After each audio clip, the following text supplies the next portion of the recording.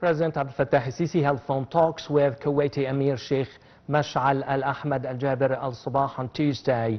Presidential spokesperson Mohammed Al-Shinawi said that during their telephone conversation, President al-Sisi stressed the strength and depth of historical ties binding the two peoples. For his part, the Kuwaiti Emir expressed appreciation of the strong bilateral relations and keenness to expand cooperation in all fields of cooperation. Al-Shinawi said the talks also tackled regional developments as the two sides condemned the latest Israeli strikes in Gaza, which have left around 413 Palestinians dead, mostly women and children. They stressed that Israeli strikes constitute a flagrant violation of international law and the ceasefire deal reached in January.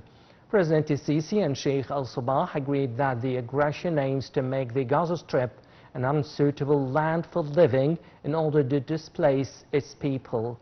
Both sides warned against the continued aggression by Israel and its humanitarian repercussions, which they warned would lead to the expansion of regional feuding and the blocking of chances of peace and stability in the Middle East region. They called on the international community to shoulder its responsibility of pushing for an immediate ceasefire and implementing a two-state solution.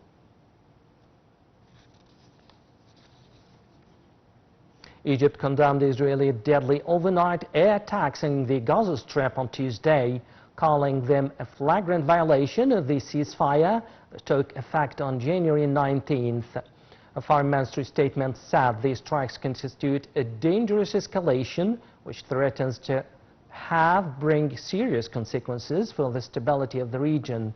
Cairo also expressed rejection of all Israeli violations aiming to bring back tensions to the region and failure to efforts to achieve calm stability.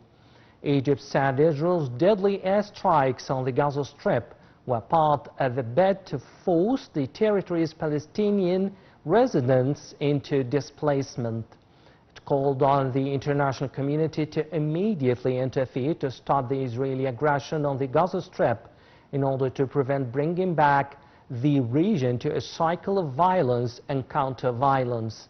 Egypt further called for a self-restraint by the conflicting parties and allowing mediators to continue with efforts to reach a permanent ceasefire in Gaza. Arab League Secretary General Ahmed Abul-Gheit condemned with the harshest words the brutal Israeli strikes in Gaza Strip, killing hundreds of Palestinians, mostly women and children. Abul-Gheit considered the renewed strikes on Gaza as an inhumane act and a severe violation of the international law that's backed ceasefire. In his statement, Abul-Gheit asserted that leaders of the Israeli occupation are fighting an internal battle on expense of Gaza women and children. The Pan-Arab body chief added that Israel is destroying ceasefire, which was expected to enter its second phase within days. He called on the international community to speak loudly to stop these genocides of people who were trapped under siege for long without medical or humanitarian aid in an unprecedented campaign of starvation and systematic killings in addition to ethnic cleansing. Abul-Gheit renewed his call on the international community to exercise pressure on Israel to stop this military aggression permanently.